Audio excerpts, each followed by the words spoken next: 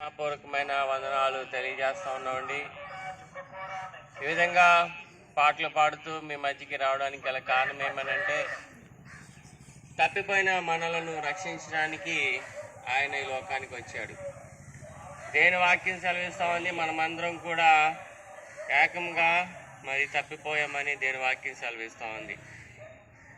ఏమి ఎలా తప్పిపోయాము, ఎక్కడి నుంచి తప్పిపోయాము అని ఆలోచన చేసినట్లయితే, మరి దేవుడి నుంచి దూరంగా వచ్చేసాము. మనకు కావాల్సిన విధంగా మనకు మనమే కల్పించుకున్నాము. మరి దేవునికి ఇష్టం కానటువంటి జీవితాన్ని మనము గడుపుతూ ఉన్నాం కాబట్టి మనము తప్పిపోయామని దేని వాక్యం సెలవిస్తూ ఉంది. మరి ఆయన మనలను తన స్వహస్తాలతో సృష్టించాడు కాబట్టి మనము మరి తప్పిపోయినా కానీ సరిచేయడానికి ఆయన ఈ లోకానికి వచ్చాడు.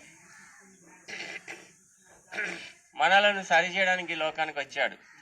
మనం ఆయన నుంచి దూరం అయిపోయాం, మరి పాపం చేసాం, మరి ఆయనకి దూరస్తులం అయిపోయాం, మరి ఆయనకి శత్రువులం అయిపోయాం, భక్తిహీనులం అయిపోయాం.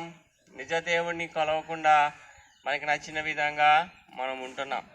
కనుక మరి ఆ విషయాలన్నీ సరిచేయడానికి, ఆ విషయాలన్నీ చక్కబెట్టడానికి యేసు ప్రభువారి లోకానికి వచ్చాడు. నిన్ను నన్ను ఆయన సృష్టించాడు కాబట్టి, నిన్ను నన్ను ఆయన ప్రేమిస్తున్నాడు కాబట్టి మనలను రక్షించడానికి తన ఏకైక కుమారుణ్ణి ఈ లోకానికి పంపించాడు. కనుక మనము చేయవలసిన పని ఏంటనంటే, తప్పనిసరిగా యేసుని నమ్మాలి. మరి నిజదేవుడు ఉన్నాడని మనము వెతకాలి, తెలుసుకోవాలి. ప్రతి పరిస్థితికి ఆయన సరిపడిన దేవుడని మనము గుర్తెరగాలి. ఆయన సర్వశక్తిమంతుడు, ఆయన సర్వజ్ఞాని.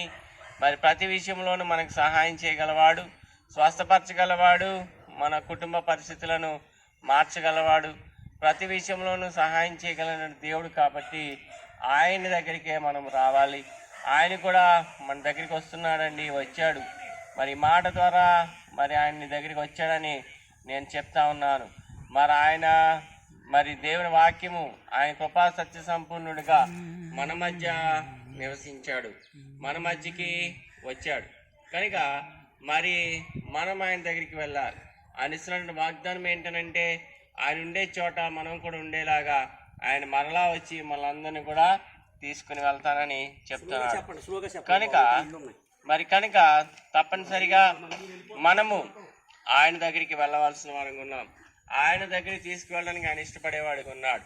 మరి ఎలా తీసుకువెళ్తాడని ఆలోచన చేసినట్లయితే, మరి తనతో పాటు తీసుకువెళ్తాడు, కానీ మనలో ఉన్నటువంటి పాపమును తొలగించి తీసుకుని వెళ్తాడు. ఎందుకంటే మనకి మరి స్వర్గం లేదు, లేకపోతే దేవుణ్ణి దగ్గర ఉండేటువంటి పరిస్థితి లేదు, మనం పవిత్రము కాదు. మరి కనుక మనము మనలను మనమే పవిత్రులుగా చేసుకోలేము. మరి కేవలం యేసుప్రభు యొక్క రక్తము మనలను ప్రతి విధమైన పాపం నుంచి పవిత్రులుగా చేస్తుందని దేని వాక్యం సెలవిస్తూ ఉంది.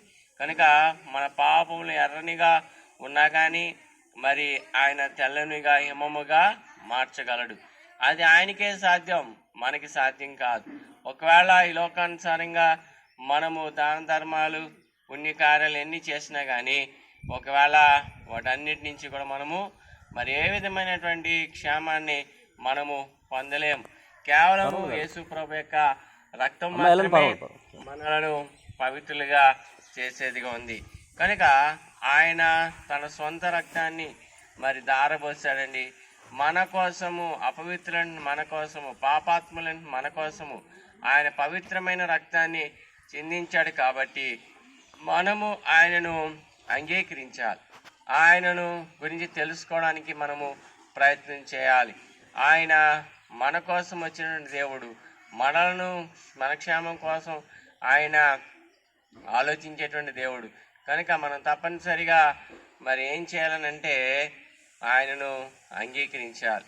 ఆయన దగ్గరికి వచ్చేవారిని ఎంత మాత్రమైనా త్రోసివేసేటువంటి దేవుడు కాదు. ఆయన దగ్గర అనేక మందికి స్థలం ఉంది, అనేక మందిని ఆయన ఆహ్వానిస్తూ ఉన్నాడు. ఆయన నిత్య దేవుడు కాబట్టి, ఆయనే దేవుడు కాబట్టి మనకు మరి